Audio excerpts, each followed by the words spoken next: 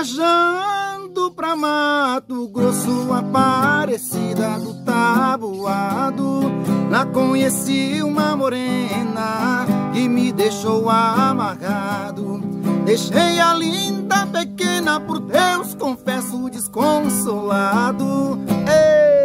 Eita, 60 dias apaixonados. A canção de Chitãozinho e Chororó, um dos grandes sucessos dessa dupla sertaneja que atravessa gerações. Canção essa gravada no ano de 1979, no título do álbum também, que levava o nome de 60 Dias Apaixonados. E essa canção rendeu aí 180 mil cópias vendidas do álbum nessa época lançado.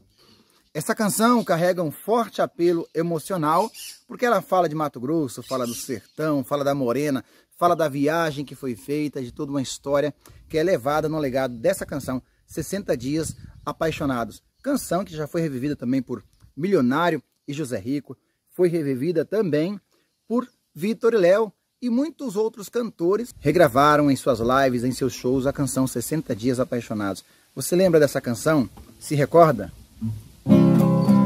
Se alguém fala em Mato Grosso, eu sinto o peito despedaçado. O pranto rola depressa no meu rosto já cansado.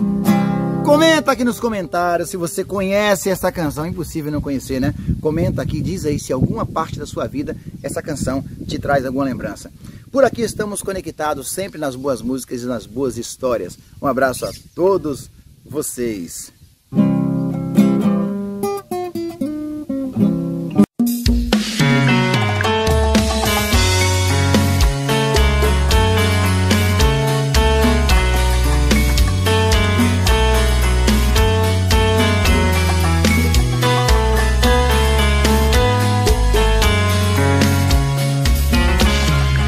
Já falei pra você.